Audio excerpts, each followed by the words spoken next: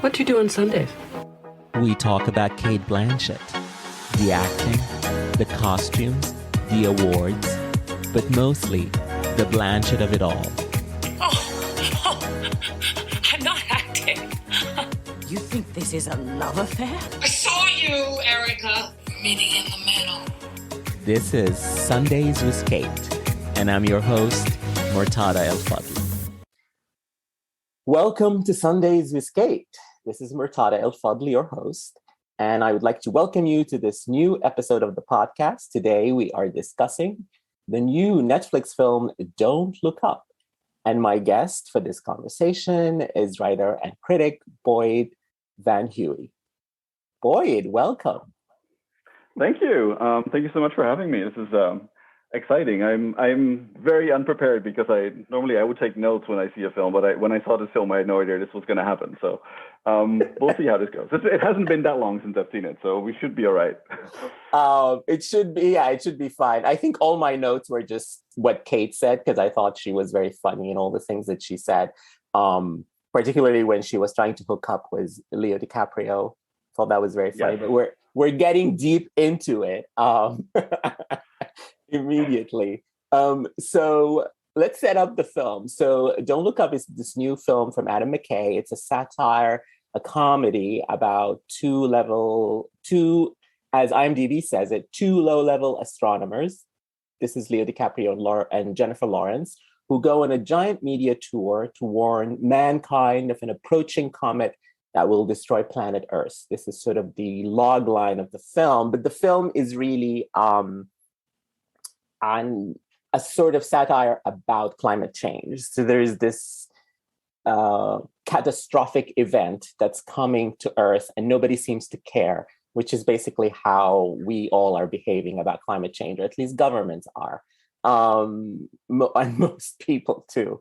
So, and I think this was sort of the reason why Leonardo DiCaprio is making a comedy after a long time, why he is doing a movie on Netflix. He's always been somebody who only worked with top-notch directors like Scorsese and Tarantino, etc., on these big productions that, go on and make lots of money at the box office. But he's doing this because he cares about climate change. So, Boyd, before we delve into who Cate plays and what we think of the film, I just want to ask you first about Adam McKay. So Adam McKay is known for his comedy. He did movies like Anchorman and Step Brothers, and then recently he's become a favorite of awards bodies with movies like The Big Short and Vice, and now Don't Look Up, which has been getting nominations for Best Film from places like AFI and Critics' Choice and all of that. But I think his relationship with critics has sort of gone in the other way. Most critics really liked his comedies, but now, especially with these last two movies, Vice and Don't Look Up, the critical reaction to them has been mixed to negative. So yes.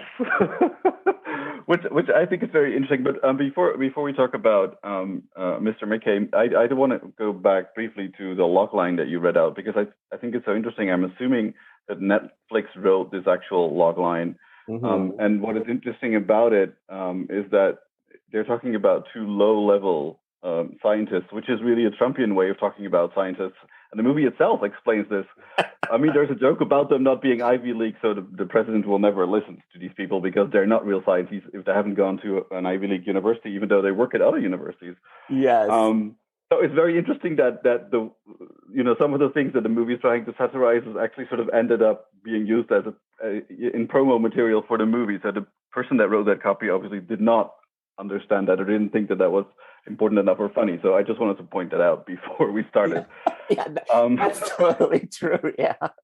I mean, that makes no sense to me whatsoever. Very, very strange. I don't know how they got past whoever's responsible for that. Yeah, and it is a running joke that I think they're at Michigan State, and every time they say they're from Michigan State, people react to them like, really?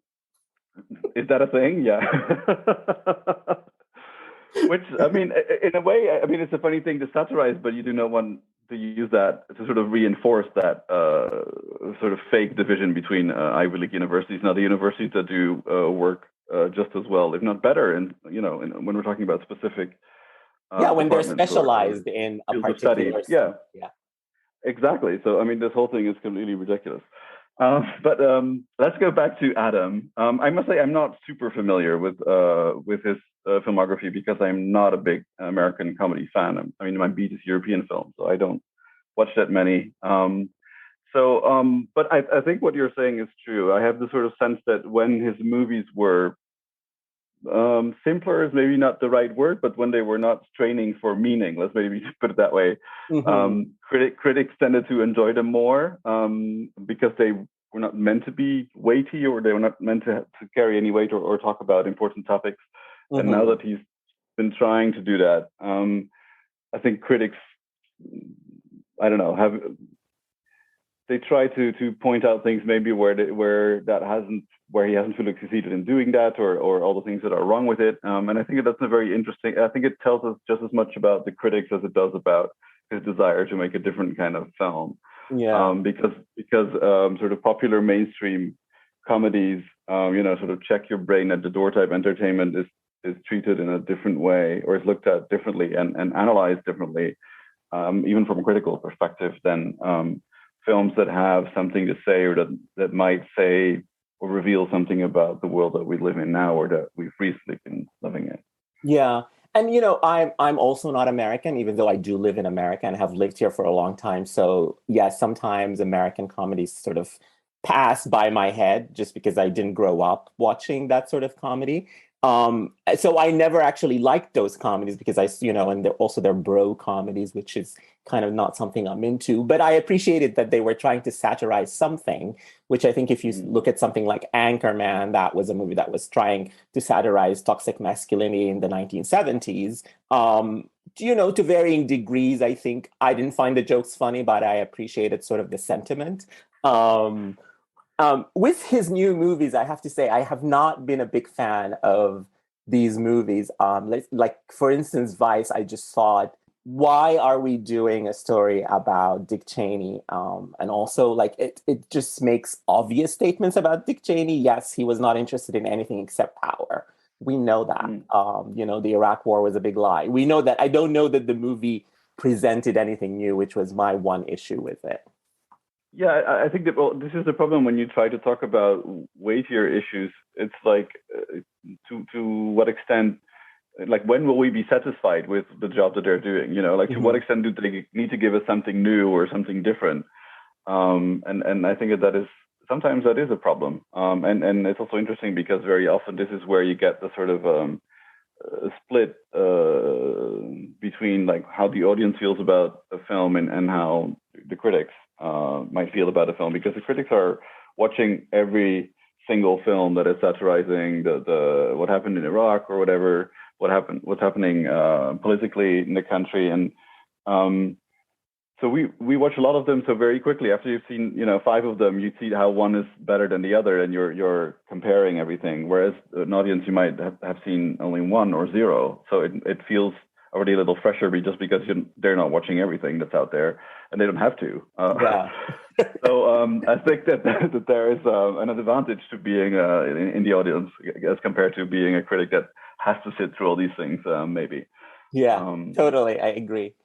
So let's talk about Don't Look Up. So we won't call them low-level astronomers anymore, but anyway, they are astronomers. They are. So Leo is sort of like Jennifer Lawrence plays this PhD candidate. Leo is her supervisor, and she's like one day just looking at comets and finds this comet hurtling towards Earth, and it's a big discovery, and they're like, we're all gonna die. It's a big enough comet that it can cause catastrophe, destruction of the whole Earth. They go to the president, played by Meryl Streep, and her chief of staff son, played by Jonah Hill, along with another scientist played by Rob Morgan, and they present this.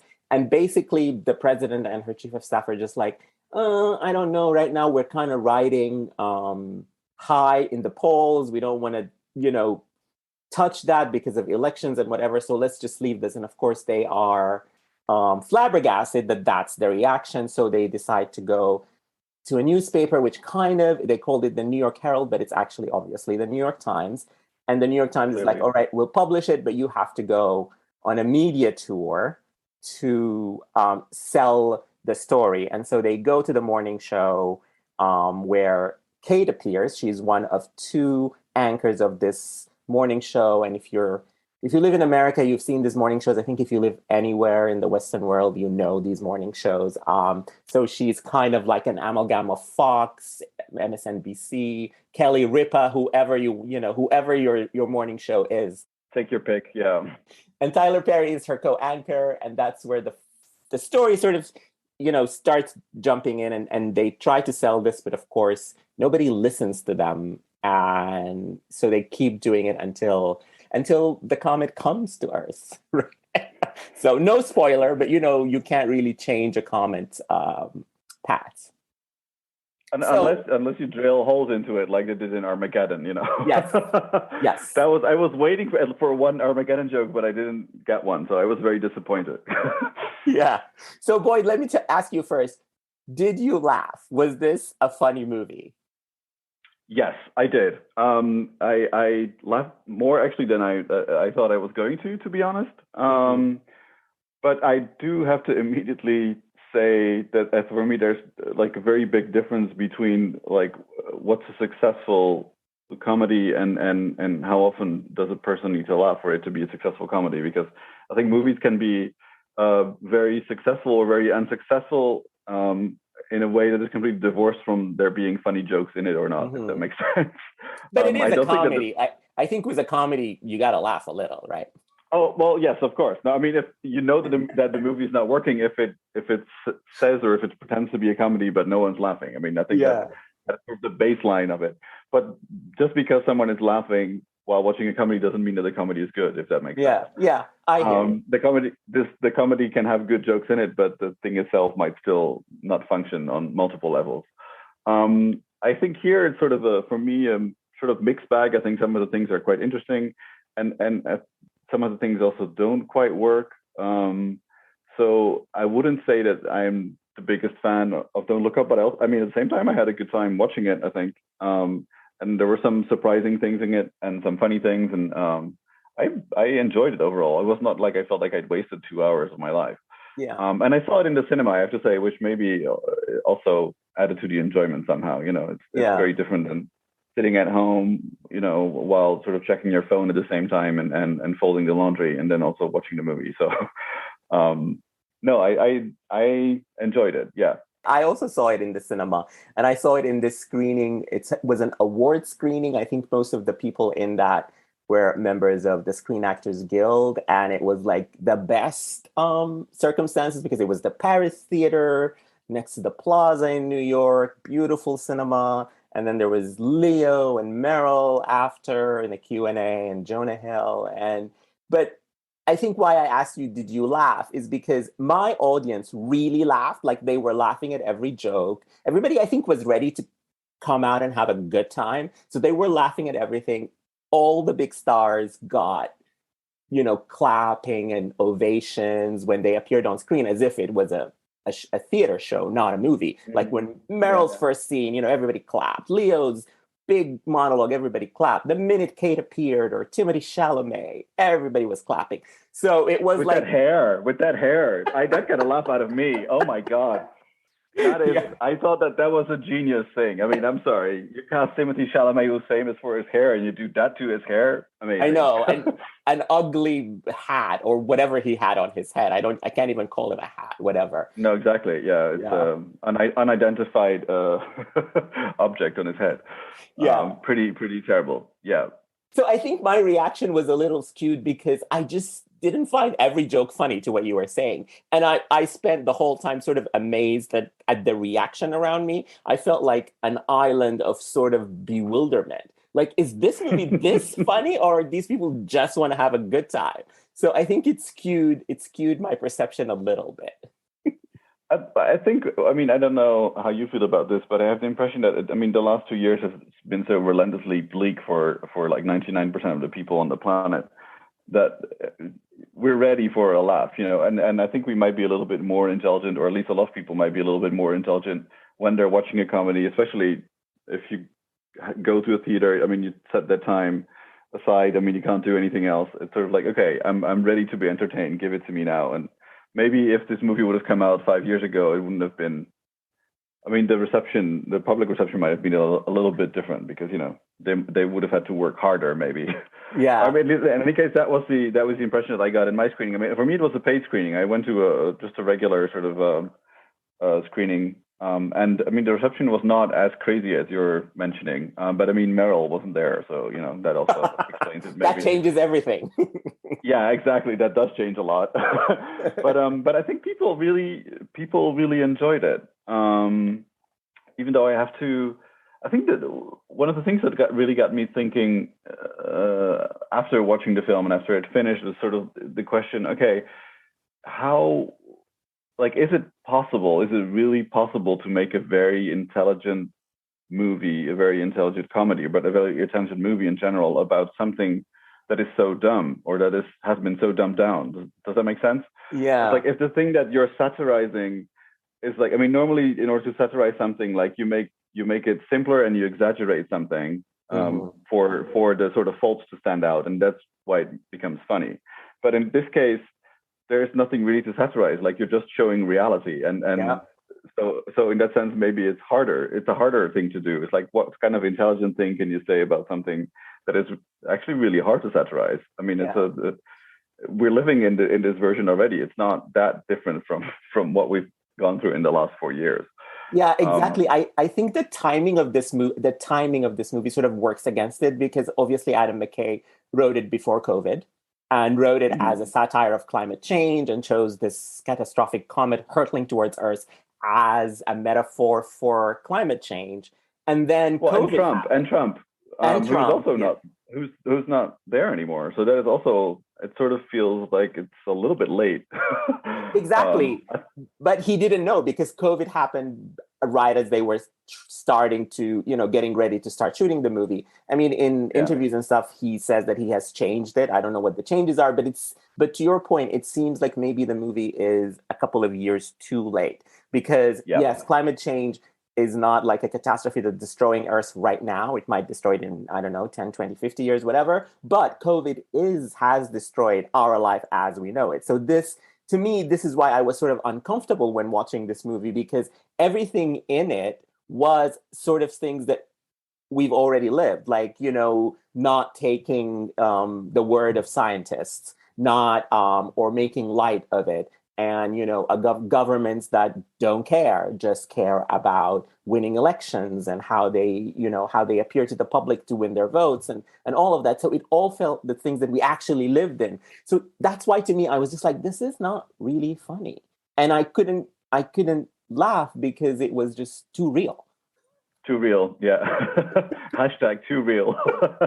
Yeah, no, I mean, that was the thing that really got me thinking, when I left the cinema. I was just like, we're seeing this movie at a very specific time. And yeah, it's very interesting to think about if this movie had come out 2 years ago, or if it would come out in 2 years, it would be a completely different film.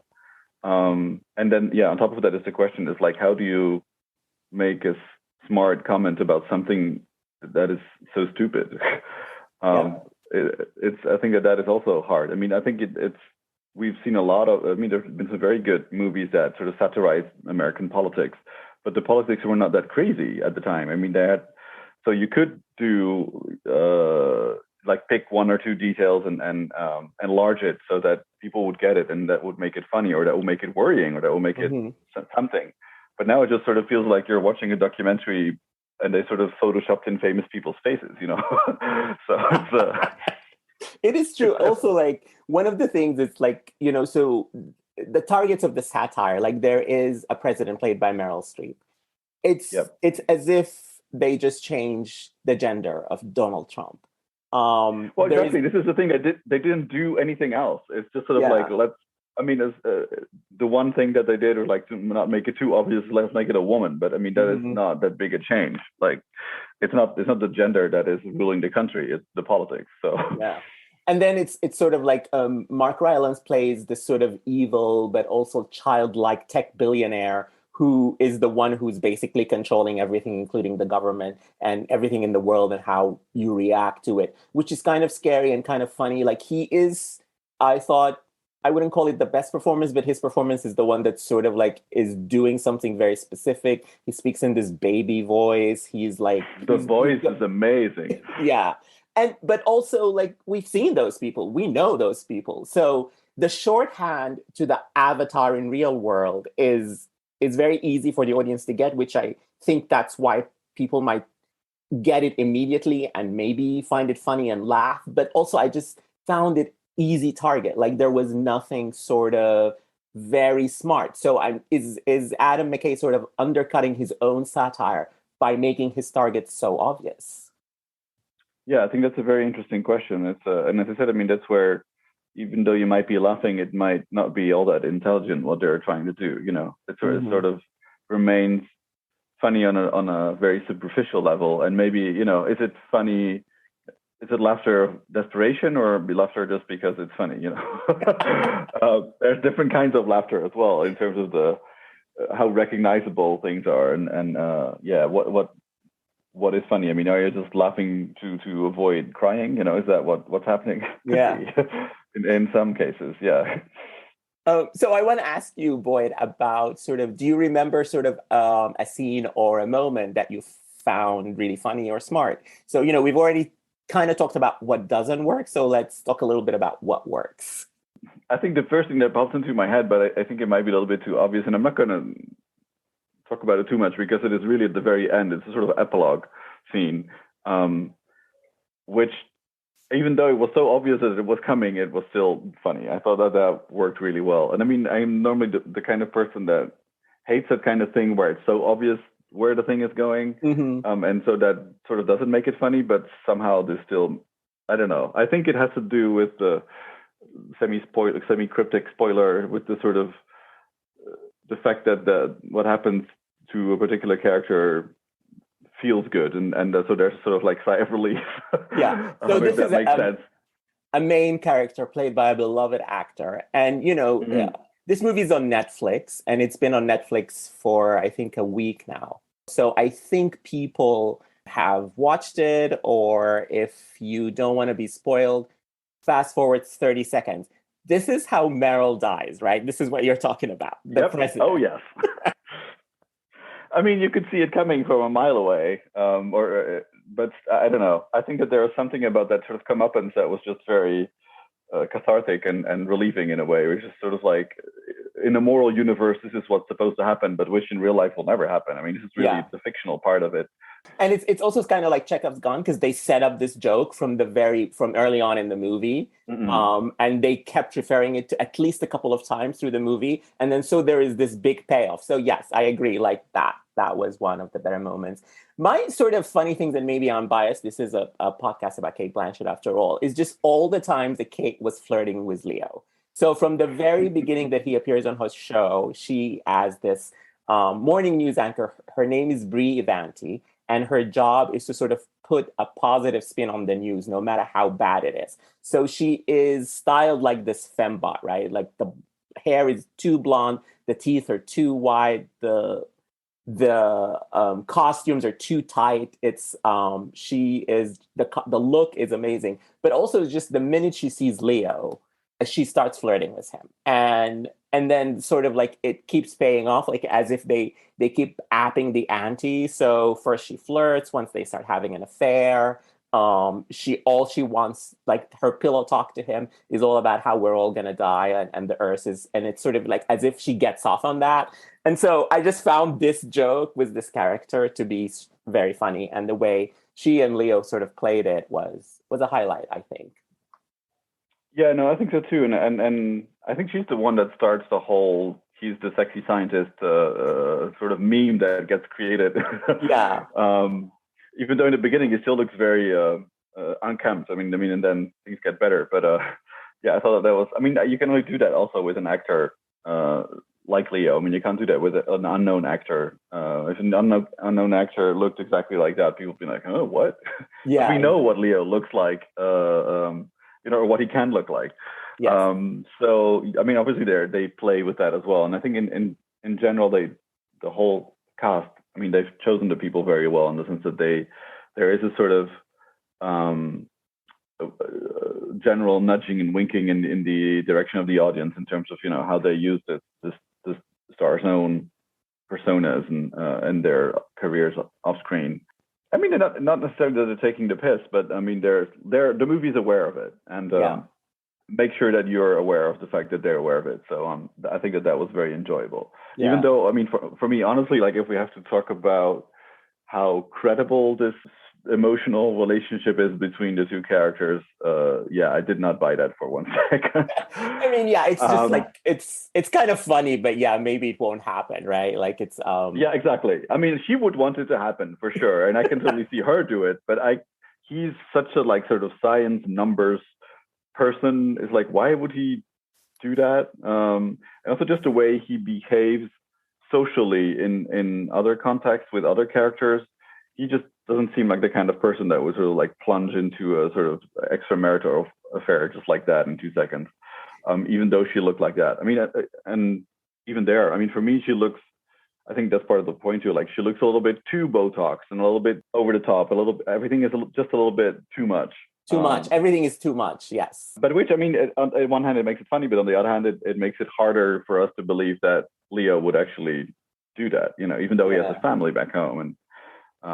And this is the other thing about Leo's character, I think, to what you were saying. Like Leo plays suave a lot. Like if you look at Gatsby or Inception, he's the anti-suave here. He is very nervous. He's sweating a lot. He's like afraid of being in crowds, of talking to the media, of doing anything really. And so this is like, if you're going for Leo as matinee idol, this is not that performance, and he's playing against type. And I found his performance funny, and I always like Leo. I think he always brings something extra, and I think he brought a sort of he grounded the movie in reality when everybody else around him was basically like Meryl and Jonah Hill, even Cate. They're all going like 17 up big, trying to sell the comedy. And he has comedic moments, but also he has these moments where he grounds the movie in reality. And that's kind of why I liked his performance. And so there is a meta commentary there. Not only is he playing against type, but he isn't in a love triangle with two women over 40. His wife is played by Melanie Linsky, which, if we know Leo from real life, he's not interested in anyone over 25.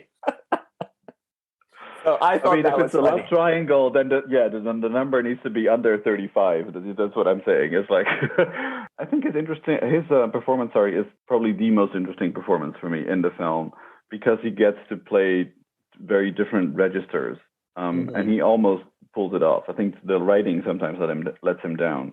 As I said, I don't buy the fact that he starts a relationship with Brie Avante, a fabulous name. I love that name. Yes. I wonder how long it took them to workshop something like that, because it sounds so credible. Like, of course you would be a morning news anchor. The names are so funny because he's Dr. Mindy, which is also a great name. And Jennifer Lawrence is Kate DiBiase. So all the names are jokes in and of themselves. Yeah, no, I think in that sense, of course, in a comedy, you can get away with that. So that's, it's very smart. Like you understand who these characters are. Like there's half of the backstory is just the name of the character. They use it as a sort of shortcut to sort of say, this is the kind of person that this is. But it works. So why not? I mean, in a comedy, you don't want to waste time with everyone's backstory, because it'll just weigh everything down. Let's get straight to the action. We were talking about Leo's performance, and Leo gets sort of the big scene in this movie. So I've watched some interviews, and, I was in a Q&A, and it seems there's a shorthand. Everybody involved with this movie will try to drop two very famous movie titles, as this is what this movie is, a cross between Dr. Strangelove and Network. I have literally heard those in almost every interview I have seen for this movie. And to that end, Leo gets the Peter Finch-like big monologue delivered. He's sitting right next to Cate on her morning TV show, and he delivers this monologue about basically how, we won't spoil the monologue, but basically if you've seen Network, you kind of know this: I'm mad as hell and I'm not going to take it anymore. He doesn't say those words, but it's basically that. He doesn't say those words, but he kind of does, like in between the lines. I think this was a moment where it was so obvious. If you're familiar with Network, that is it was basically like an homage, really, that scene. If we don't want to say that it was just stolen from a network. There are a few scenes that really need to be in there, and I'm sure that Leo also, was very adamant about having these scenes there, because even though it is a comedy and it is satire and things are over the top, the subject is a very real one, and that's I think why his character in general is so interesting, because he gets to play like more comedic notes and crazy notes of satire and things that are over the top, but also he is the one that is telling the audience this is a serious issue and we need to think about, how do we solve this thing? So he has the broadest spectrum of notes to play, I think, from all the characters. Totally. Which is also why we can relate to him more, I think, than some of the other ones. I mean, I love Cate in this, but I can't relate to her character at all. I mean, I know people like that, but I have nothing in common with these people. At least I hope I don't. So, no, Boyd, you and Kelly Ripa are exactly the same. Yeah, well, I need to do something about my hair in that case, because and maybe shave. I mean, just saying. But no, I think you're absolutely right. Even though in general, I've heard these comparisons being made too, and for my money's worth, I would say that both Network and the Kubrick film, I think they're smarter satire than this is. But I think part of the reason why they feel so smart is not necessarily because the writing was super smart, but it's just because it turned out that they were very good at predicting the future, so that makes them feel smart for us. So it would be interesting to watch all three of them in a row and see how smart the satire of each is compared to the other ones. I think you're correct in saying this one is probably not as smart, and I agree with that. But it's also, it's just marketing. This is how they're trying to sell it, I think. But anyway, one person we haven't talked about is the main star of the movie, the top billed star of Don't Look Up, it's Jennifer Lawrence coming back to movies after a while. There are lots of other performances. We're going to dig into it a little bit more. But before we get to Lawrence and the other cast members and the performances and who rose to the top and who sank to the absolute bottom, I have a candidate for that. I'll see who your candidate is.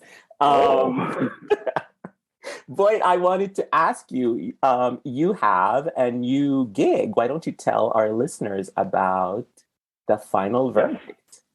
So I've been a trade critic for, over a dozen years, I think. People probably know me from The Hollywood Reporter, and before that I was a critic at Variety. But since September, so a few months now, I've been one of the senior critics at The Film Verdict, which you can find at thefilmverdict.com. Very easy, very simple. You just need to sign up once and then you can read everything. It's only review, so it's really for people that are interested in getting critics' point of view on all the movies coming out, and specifically the movies coming out of the festival circuit. Because I think that there was the regular trades are paying less attention to international films each and every passing year, which is such an interesting development since Parasite won so recently. I know, right? A boatload of Oscars. So to me, this doesn't make a lot of sense. But I think that there is room for a new, a place where people can really find, what are the interesting movies internationally. I mean, we review some American films, but it is really about international cinema as a whole, where, American film is part of that, but what are interesting movies from all the other countries and all the other continents. And we're doing it for the people that are in the industry, but also for just people who love cinema. I think it's become easier now actually to see a lot of foreign films than it used to be like 10 years ago with all the different streaming possibilities that are out there. So I would definitely recommend signing up for that and reading along. Yeah, and I think I sort of first noticed it when you, I think, launched with the Venice Film Festival a few months ago, right? Yeah, I reviewed Spencer, so that was fun. Yeah. I mean, that is a festival movie as well. It's a small film. It's by a foreign director, or at least foreign to the UK, where the movie is set. Even though it was shot in Germany, it's one of those international things. Yeah, speaking of movies that are bombastic, I'm very taken with that one. Not that funny, but Yeah, so thefinalverdict.com, go check out Boyd's work there. I wanted to talk a little bit. So this is a huge cast. So I think we mentioned Leo and Meryl and Cate and Tyler Perry and Jennifer Lawrence. Rob Morgan is in this movie. Jonah Hill is in this movie. Ariana Grande is in this movie. We already mentioned Timothée Chalamet. And like every time, like there were people there that I didn't know were in this movie when I went into it. Ron Perlman plays a sort of some. He's like a hero type character, but I'm not really sure either. It's a very interesting character. Not there for very long. I wanted to sort of go over the cast, and we can talk about Jennifer Lawrence first, and then talk about everyone else. We already talked about Leo. I think Leo is sort of like the We've got Leo covered. Yeah, he's the heart of this film. He also brought the pathos. He is, I think, the best performance. He's the reason to watch this. But what do you think of Jennifer Lawrence in this film, Boyd?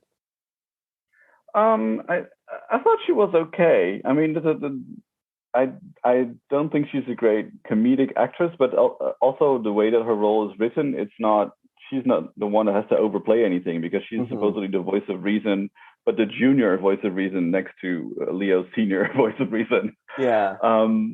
So I thought she was fine, but it's also not a role where you can sort of steal any kind of scene that you're in, I don't think, because the movie was not written that way. Yeah, I think it's the writing, you're right. I was kind of surprised by how unmemorable she is in this movie. She has the biggest part. She is top billed, and she is in a lot of scenes. And she gets to play with most of these actors, with Leo and Meryl and Jonah and Timothée and everybody.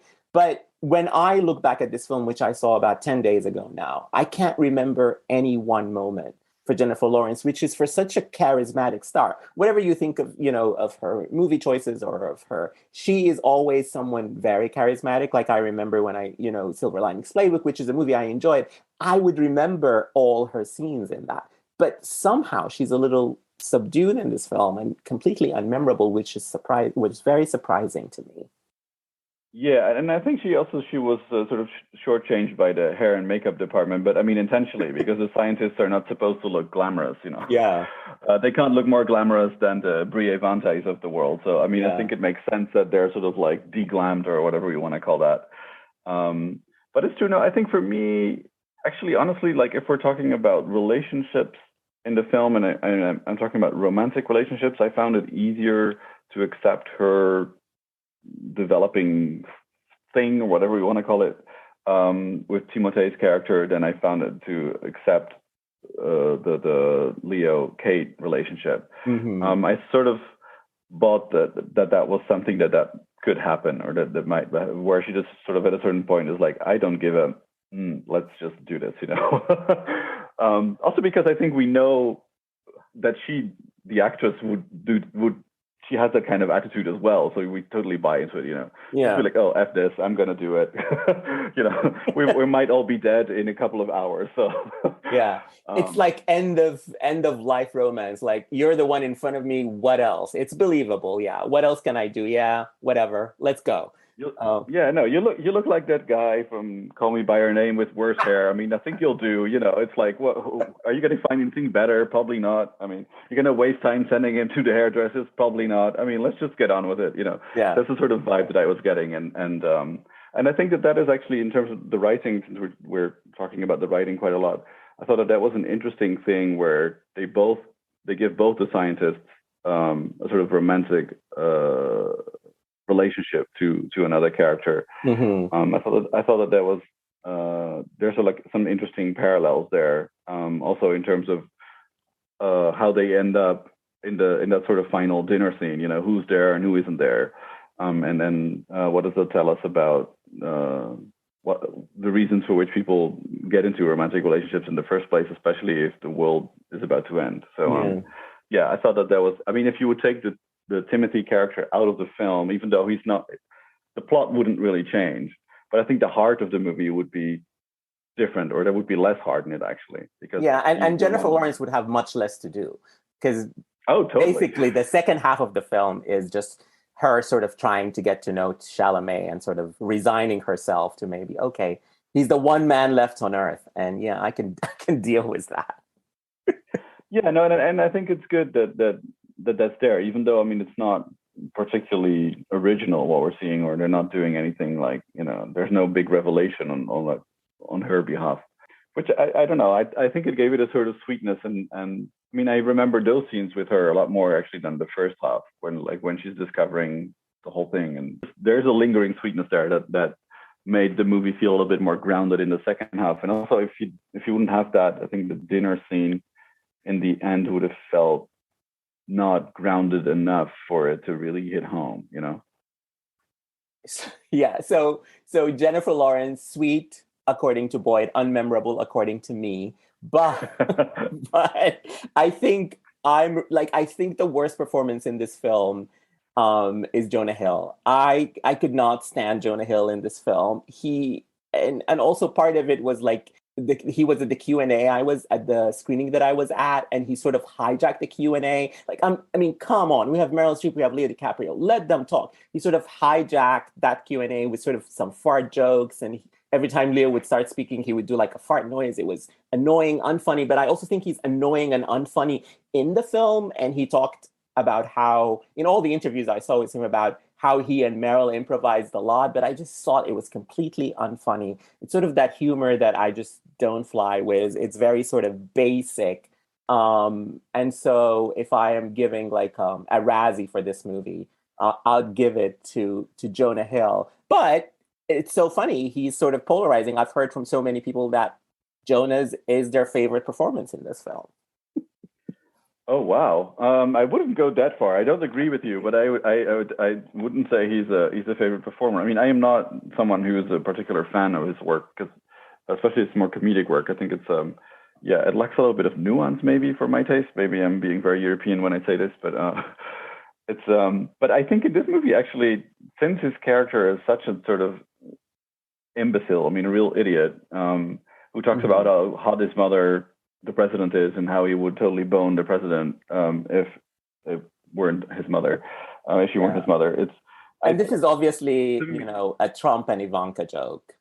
Oh, totally. I mean, and this is, again, it's just the roles are reversed. And here it's coming from the child towards the father more than the other way around. But even so, I think it's a sort of an easy target. But I think he sells that, because he is so goddamn annoying in the film. But I think that's on purpose. I mean, really, that's how I read it. He's supposed to be the absolute worst sort of person that you want to be chief of staff in a government. And he totally embodies that. So he does a good job from my point of view. Someone who sort of loves Meryl when she tries to do comedy. I felt like he sort of undercut her by all this improvising, because basically Meryl's scene are 100% with Jonah Hill. Like everything she's in, Jonah is in except for one or two. And then she interacts with the other actors, but Jonah is still there. And I just felt, can you just keep the camera on Meryl? Because I think she could do something here, instead of Jonah stealing one more moment for another unfunny joke. Or at least to me, they were all unfunny. Yeah. Yeah. No, I think, I mean, I must say there was a great sense of satisfaction and relief with that really fantastic sort of like slow setup or slow build to us figuring out what happens in the launch center towards the end, where the Rylance character leaves and then Meryl also leaves, and then the Jonah character is still there. Yeah. And then, I mean, of course we know that the punchline is coming, but there was so much satisfaction in that moment, like in the very last punchline of the film that we talked about earlier. I think there's a sense of like the really annoying characters, when they get a sort of sense of comeuppance, or when they're treated unfairly, but in a way that is satisfactory for the audience because they have been such idiots or they have been horrible people. I think that there is some kind of satisfaction and some kind of relief in that. Absolutely. So this is the first movie that Cate Blanchett and Meryl Streep are in.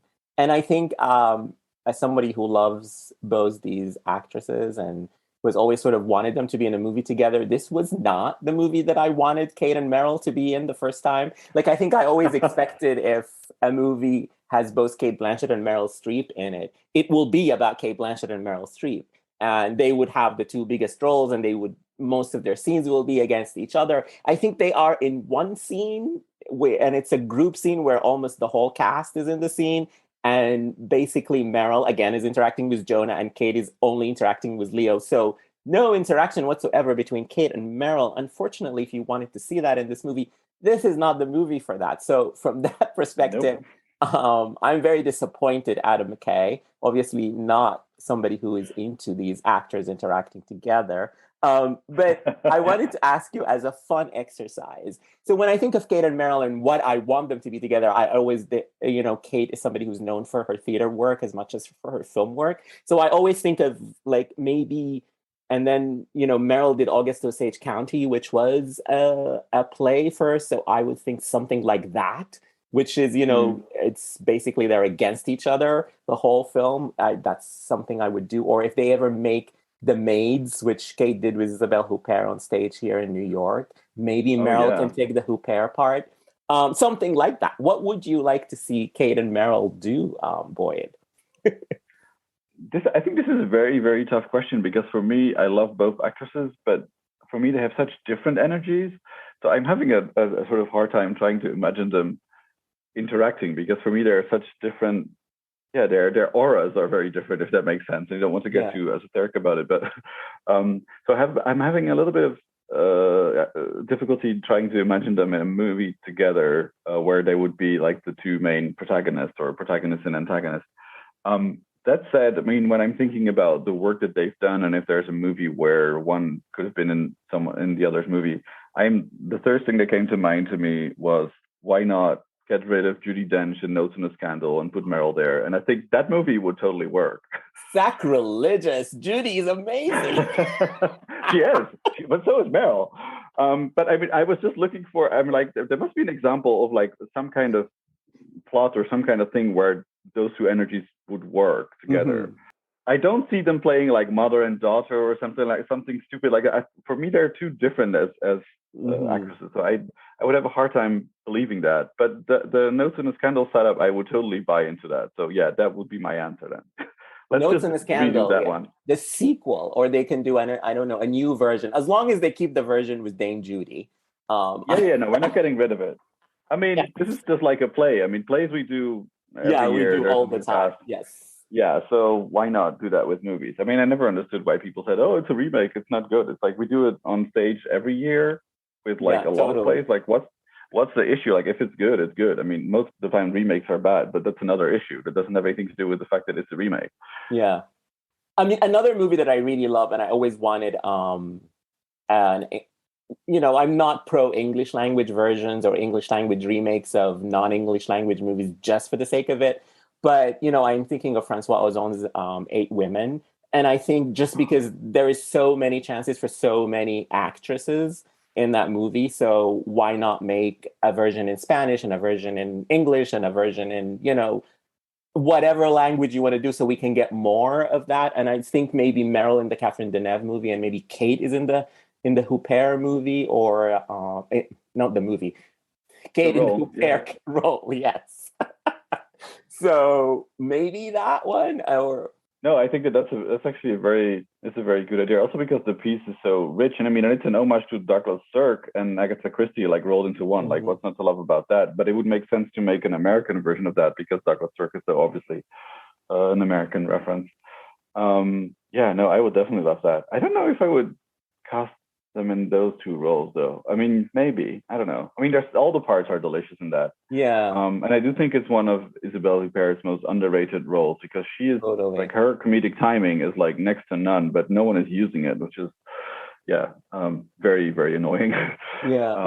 Maybe Cate in the Fanny Ardant role, because I think that's what I think, that sort of cattiness and that sort of like I think that would play better for me.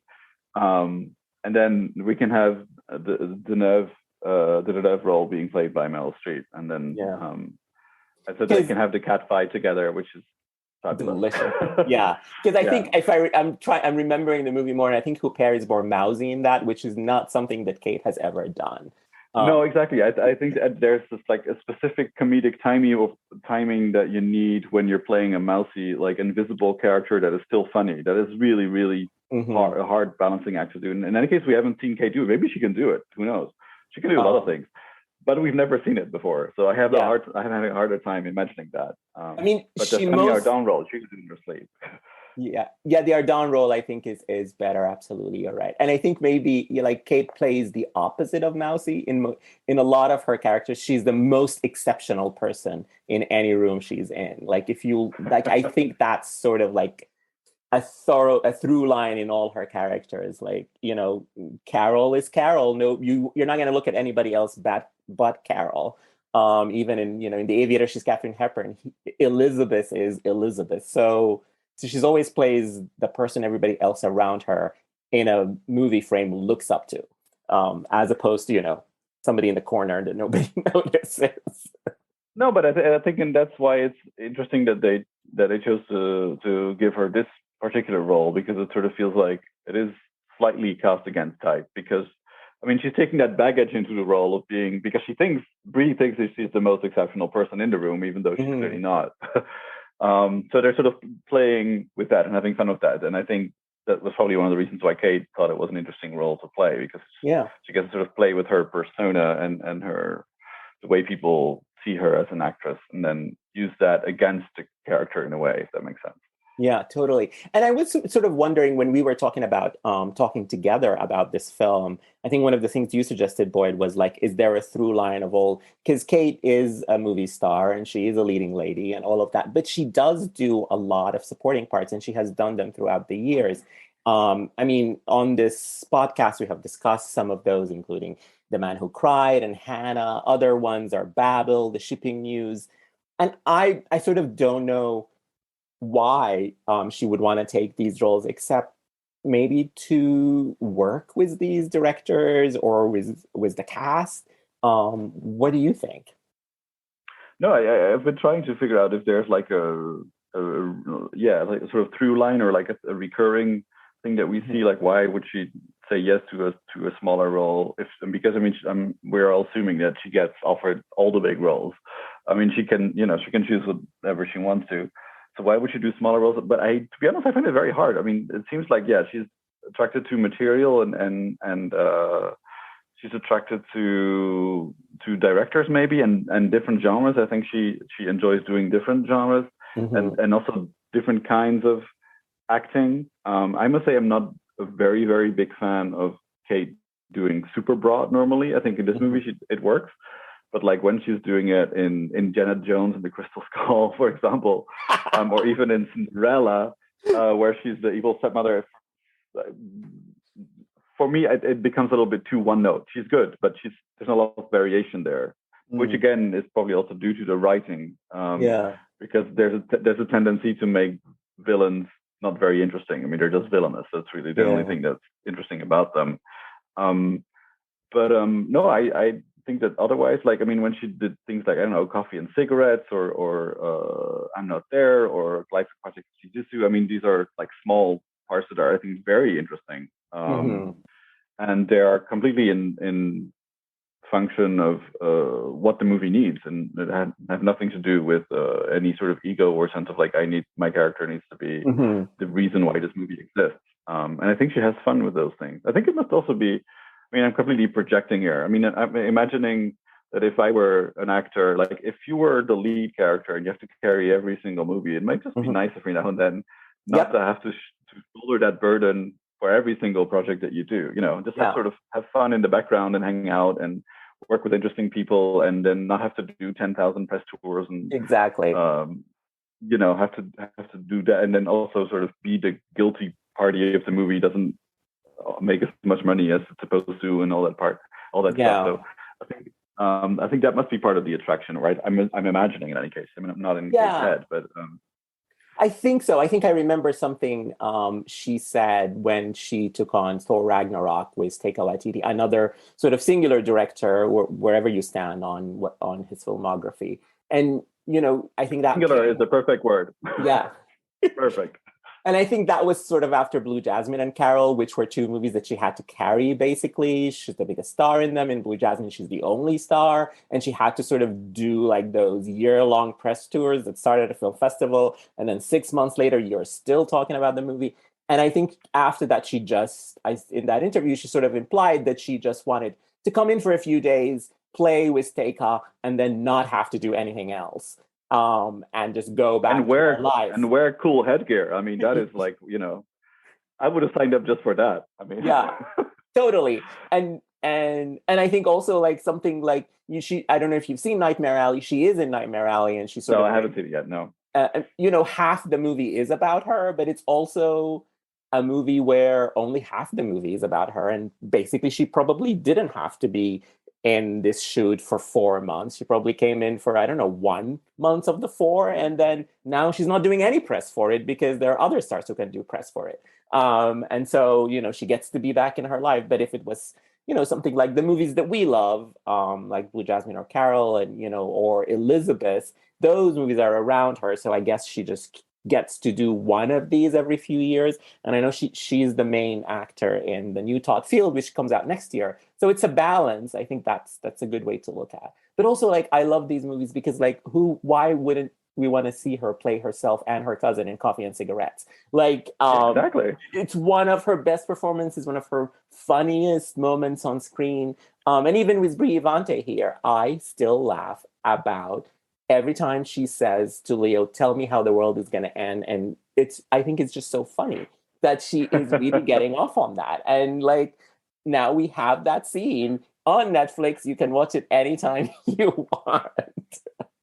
Yeah, I mean, I can see some memes coming for sure because I mean, I don't know. I mean, the character is a small supporting role, but I don't know. There's something inherently funny about someone who has to package everything in a very sort of positive, bright, joyous way, and then getting off on the fact that the world is ending.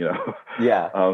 That is too delicious, I think, to sort of pass up. And I assume that if you would propose it in that way to her, it's like, okay, it's just a couple of days' work, but this is the character. She'd be like, oh, I know how to do this. Yeah.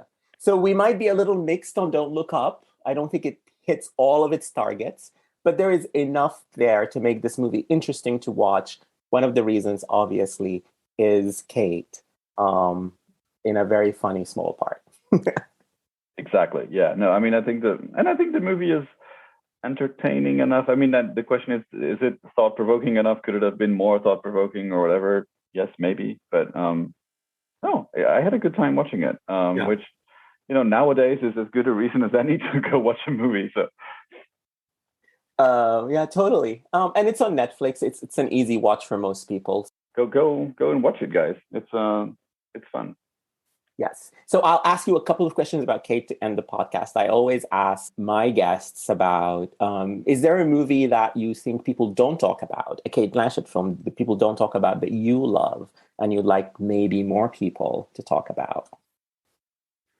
I think my answer to this would have to be Heaven, the Tom Tykwer film that she did from like the early 2000s, 2002 maybe, if memory serves, which is a very unusual sort of drama that asks some very interesting questions. The screenplay is by Krzysztof Kieslowski, who did like The Ten Commandments and Red, White, Blue, and who was supposed to direct it as well, but he died before the movie went into production. So it's a very, very interesting story, and I think people don't talk about it enough because when the movie came out, people were not really sure what it was, because if the tone of it directed it. Yeah, if Kieslowski would have directed it, then people know, okay, this is how you look at his films, because people have seen Red, White, and Blue, and they've seen The Double Life of Veronique, and they've seen The Ten Commandments, so they know the kind of sort of like moral, ethical questions that he's asking and that he's sort of probing and how he goes about that. But I had the impression that when it came out, people were just sort of like, this is a Tom Tykwer film. He'd done like Run, Lola, Run, and they were sort of like, he's asking moral questions. What the hell is this? And she wasn't super famous at that time. She was like a known actress, but she was not the superstar that she's now. And it was right before The Lord of the Rings, so exactly right before most of the world got to know her. Yeah. And so I think people were just a little bit sort of not sure how to read that film or how to deal with it, which I think is a shame, because it's not a perfect film, but very few films are. But I think it's one of her most interesting roles and her most interesting work, because the screenplay is so interesting. So yeah.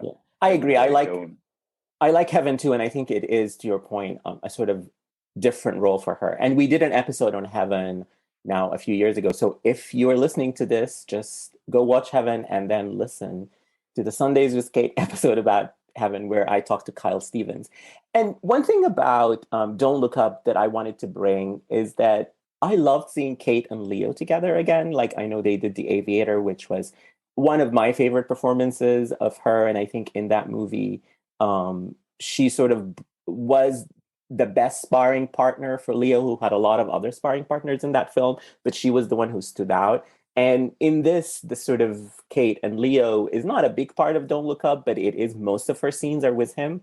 And so I love that dynamic, and I want them to do something maybe a little more substantial than Don't Look Up, which is so if any directors are out there, Kate and Leo, get them together. But Boyd, I'll turn the question to you. Who would you like to see her work with?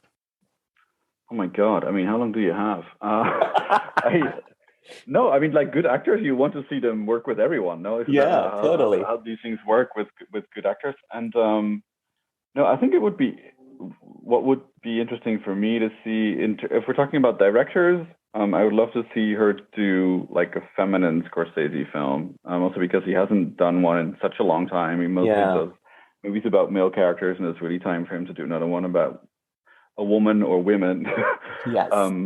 So I think she has that kind of right energy for that kind of, you know, like, I don't know, find somewhere in American history, like Bill the Butcher that was a woman, and let's make a movie about her. Yes. I love that. Kate as Bill the Butcher. Let's do it. Yeah, and then Leo can work with her on that, so we've got that sorted out too. Yeah.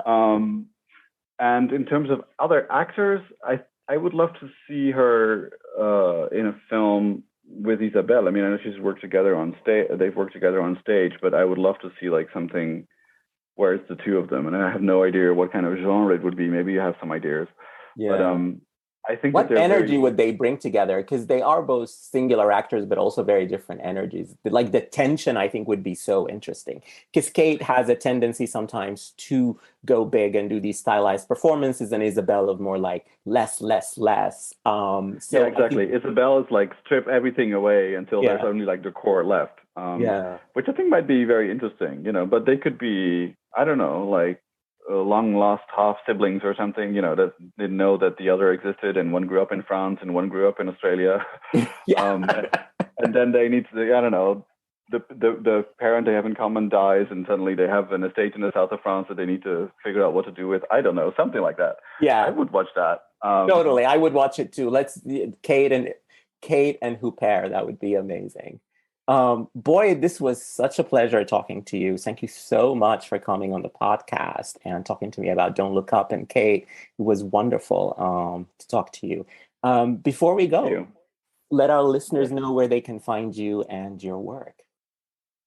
Okay, well, first of all, thank you. It was a joy to talk about such an interesting actor who can do so many different things. And I mean, that's what, I mean, the very best actors, I think, are, you know, the ones that can do and comedy and drama and satire and all these different things. Because it's, I mean, these are really different, very different jobs. And I think, even us critics, sometimes we forget that it's such a different, I mean, it's almost like it's a different job entirely, playing a comedy or playing a drama as an actor. It's not a given that all the actors can do that. I mean, we've seen enough examples in film history of people that shouldn't be doing another genre than the thing that they're known for. First, so that was that. Film Boyd is where I am at on social media, Twitter mainly, I have to say. I'm trying to cut down on social media stuff, so I'm filtering out all the rest. So just film as in film, Boyd as in my name, B-O-I-D, and otherwise you can read me at The Film Verdict, of course, as I explained earlier. That's about it. Yeah, thank you so much, Boyd. And you can find me on Twitter at ME_says, and follow the podcast on Twitter and Instagram at Sundays with Kate. And we will continue going through the Cate Blanchett filmography on this final season of the podcast every Sunday. So until next time, thank you for listening.